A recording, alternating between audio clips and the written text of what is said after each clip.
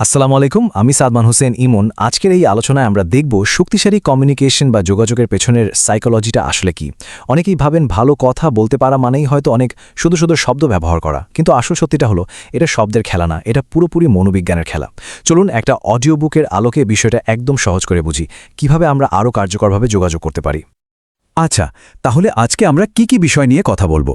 প্রথমে আমরা জানব কমিউনিকেশনের 90% গোপন রহস্যটা কি। এরপর দেখব কোন মারাত্মক ভুলগুলো আমরা প্রায় করে ফেলি। তারপর শিখব কিভাবে মাত্র 3 সেকেন্ডের মধ্যেই কারো মন জয় করা যায়। আমরা নীরবতার শক্তি নিয়েও কথা বলবো, যা একটা অসাধারণ টুল। আর সবশেষে আমরা দেখব কিভাবে এই সব কিছু মিলিয়ে আমরা নিজেদের কমিউনিকেশনে একটা বিপ্লব আনতে পারি। চলুন তাহলে প্রথম অধ্যায়টা শুরু করা যাক, কমিউনিকেশনের 90% রহস্য। আচ্ছা, আপনি কি কখনো ভেবেছেন যে আপনার কথার গুরুত্ব যতটা আপনি ভাবেন তার চেয়ে অনেক কম? শুনতে অবাক লাগলেও এটাই সত্যি। দেখুন, এই কথাটা কিন্তু সবকিছুকে অন্যভাবে দেখতে বাধ্য করে। আমরা যা বলি, আমাদের মুখের শব্দ, সেটা আমাদের প্রভাবের মাত্র 10%। বাকি 90%ই হল সাইকোলজি। তার মানে আপনি কি বলছেন তার চেয়েও বড় কথা হলো আপনি কিভাবে বলছেন, এবং আপনার কথা শোনার পর অপর পাশের মানুষটির মনে কি ঘটছে। মানুষের ব্রেন কিভাবে ইনফরমেশন প্রসেস করে, সেটাই আসল খেলা। এই চার্টটা দেখুন, ব্যাপারটা আরও পরিষ্কার হয়ে যাবে। মাত্র 10 ভাগ হলো শব্দ আর বাকি 90 ভাগ হলো সাইকোলজি আর স্ট্র্যাটেজি। এর মানে কি? এর মানে হলো আপনার শব্দভাণ্ডার কত বড় সেটা দিয়ে কিছু আসে যায় না। আসল বিষয় হলো আপনার কৌশল, আপনার উপস্থিতি এবং আপনি মানুষের মনস্তাত্ত্বিক ট্রিগারগুলো কতটা বোঝেন। বিশেষ করে যারা নেটওয়ার্ক মার্কেটিং বা ডিএক্সএনের মতো বিজনেস করেন, তাদের জন্য এই ব্যাপারটা বোঝা কিন্তু খুবই জরুরি, কারণ এখানে মানুষকে প্রভাবিত করেই সম্মান অর্জন করতে হয়। আচ্ছা, তাহলে এবার আমরা দ্বিতীয় অধ্যায়ে চলে যাই। কথা বলার আগেই আমরা কিভাবে নিজেদের প্রভাব নষ্ট করে ফেলি। এমন কিছু মারাত্মক ভুল আছে যা আমরা অনেকেই হয়তো নিজেদের অজান্তেই প্রতিদিন করে চলেছি। এই 4টা অভ্যাস খেয়াল করুন, এগুলো আমাদের দুর্বলতা আর নিরাপত্তাহীনতা প্রকাশ করে দেয়। প্রথমটা হলো রিঅ্যাক্টিভ কমিউনিকেশন, মানে নিজের নেতৃত্ব না দিয়ে শুধু অন্যের কথার প্রতিক্রিয়ায় কথা বলা। দ্বিতীয়টা হলো ইনফরমেশন ডাম্পিং, মানে কোনো কিছু না বুঝিয়ে একগাদা তথ্য কারোর উপর চাপিয়ে দেওয়া। এতে কিন্তু শ্রোতা আগ্রহ হারিয়ে ফেলে। তৃতীয়টা হলো ইমোশনাল লিকেজ, মানে আবেগকে নিয়ন্ত্রণ করতে না পারা। আর সবশেষ অ্যাপ্রুভাল সিকিং, মানে সব সময় অন্যের অনুমোদন খোঁজা। এই সবগুলোই কিন্তু আপনার আত্মবিশ্বাসের অভাব প্রকাশ করে। এইখানে পার্থক্যটা দেখুন। একদিকে আছে প্রতিক্রিয়াশীল যোগাযোগ, যেখানে আমরা বলি আমার মনে হয়তো, বা আমি ঠিক নিশ্চিত না, কিন্তু আমরা যেন নিজের মতামতের জন্যই ক্ষমা চাইছি। আর অন্যদিকে দেখুন উদ্দেশ্যমূলক যোগাযোগ, একদম স্পষ্ট, সরাসরি কথা, কথোপকথনের নেতৃত্ব নিজের হাতে রাখা আর আত্মবিশ্বাসের সাথে নিজের মতামত দেওয়া।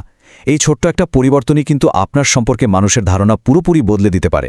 আচ্ছা, মানুষের মনে আমাদের সম্পর্কে এই যে ধারণা, এটা তৈরি হতে ঠিক কতক্ষণ সময় লাগে বলে মনে হয়? কয়েক মিনিট বা হয়তো কয়েক ঘন্টা? না, নিউরোসায়েন্স বলছে এটা ঘটে চোখের পলকে। মাত্র 3 সেকেন্ড। হ্যাঁ, ঠিকই শুনছেন, মাত্র 3 সেকেন্ড। এটা আসলে আমাদের ব্রেনের একটা সার্ভাইভাল মেকানিজম। হাজার হাজার বছর ধরে আমাদের মস্তিষ্ক এভাবেই কাজ করে আসছে। একজন মানুষকে দেখা মাত্রই মাত্র 3 সেকেন্ডের মধ্যে আমাদের ব্রেন বিচার করে ফেলে, এই লোকটি কি সক্ষম, সে কি আত্মবিশ্বাসী, তাকে কি বিশ্বাস করা যায়।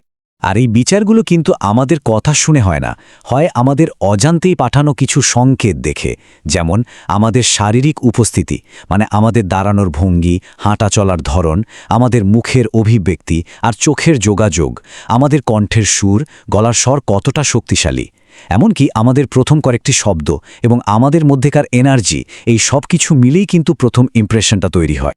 এবার আসি আমাদের চতুর্থ অধ্যায়ে, একটা অসাধারণ শক্তিশালী টুল যেটা আমরা প্রায় সবাই উপেক্ষা করি, অথচ এটা ব্যবহার করে তাৎক্ষণিকভাবে নিজের কর্তৃত্ব প্রতিষ্ঠা করা যায়। আর সেটা হলো নীরবতার শক্তি। কৌশলগত নীরবতা মানে কি? এর মানে হলো ইচ্ছাকৃতভাবে পজেস বা বিরতি ব্যবহার করা। কেন? নিজের আত্মবিশ্বাস প্রকাশ করার জন্য, কোনো কথার উপর জোর দেওয়ার জন্য, আর পুরো কথোপকথনটাকে নিয়ন্ত্রণ করার জন্য। দেখুন, বেশিরভাগ মানুষই কিন্তু নীরবতাকে ভয় পায়। কথা বলার মাঝে একটু থেমে গেলেই কেমন অস্বস্তি লাগে। কিন্তু যারা এটাতে দক্ষতা অর্জন করতে পারে, তাদের জন্য এটা একটা গেম চেঞ্জার। মনে রাখবেন, নীরবতা মানে যোগাযোগের অনুপস্থিতি নয়, এটাও যোগাযোগেরই একটা অংশ। 3 ধরনের কৌশলগত নীরবতা আছে। প্রথমটা হলো আত্মবিশ্বাসের বিরতি, যেটা আপনি কথা বলার ঠিক আগে ব্যবহার করবেন। দ্বিতীয়টা হলো গুরুত্ব আরোপের বিরতি, কোনো একটা গুরুত্বপূর্ণ কথা বলার পর এটা ব্যবহার করতে হয়। আর তৃতীয়টা হলো আমন্ত্রণের নীরবতা, এটা ব্যবহার করা হয় অন্যদেরকে কথা বলতে উৎসাহিত করার জন্য। ভাবুন তো, আপনি কিছু বলার আগে যদি এক মুহূর্ত থামেন তাহলে কি হয়? এটা আপনার চিন্তাশীলতার পরিচয় দেয়। যারা শুনছে তারা আপনার দিকে আরও ঝুঁকে পড়ে। তারা ভাবে আপনি যা বলতে যাচ্ছেন সেটা নিশ্চয়ই খুব গুরুত্বপূর্ণ কিছু, আর তাই এটা শোনার জন্যে অপেক্ষা করা যায়। ঠিক একইভাবে কোনো গুরুত্বপূর্ণ কথা বলার পর যদি আপনি একটু থামেন, তাহলে সেই কথাটা অনেক বেশি ওজন পায়। এটা আপনার মূল বার্তাটাকে শ্রোতার মনে গেঁথে যেতে সাহায্য করে। তাদের সময় দেয় আপনার কথাটা পুরোপুরি বোঝার জন্য। তো এই সব কিছু জানার পর এখন আমরা কি করব? কিভাবে এই জ্ঞানগুলোকে কাজে লাগাবো? এখানেই আসছে আমাদের শেষ অধ্যায়, আপনার নিজের বিপ্লব শুরু করুন। ব্যাপারটা আসলে শব্দের ওপর মনোযোগ দেওয়া থেকে সরে এসে কিভাবে প্রভাব তৈরি করা যায় সেদিকে ফোকাস করা। এটা একটা মানসিকতার পরিবর্তন। এই স্লাইডটা খুব গুরুত্বপূর্ণ। আমাদের মানসিকতার পরিবর্তনটা ঠিক কোথায় করতে হবে?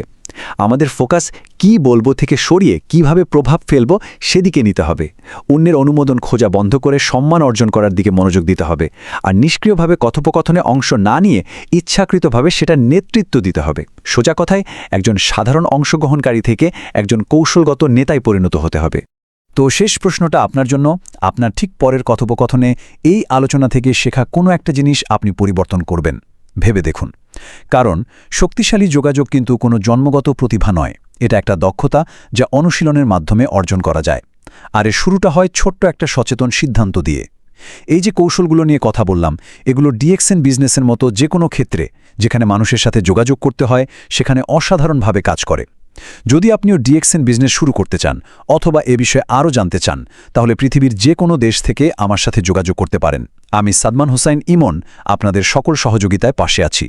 আমার সাথে যোগাযোগ করতে ইনবক্স, কল অথবা হোয়াটসঅ্যাপ করতে পারেন এই নম্বরে +601169375602। আর নতুন ভিডিও ও বিজনেস টিপস পেতে আমাকে ফলো করতে পারেন ফেসবুক, টিকটক বা ইউটিউবে। সার্চ করুন গ্রোয়িং উইথ ইমন লিখে। ধন্যবাদ।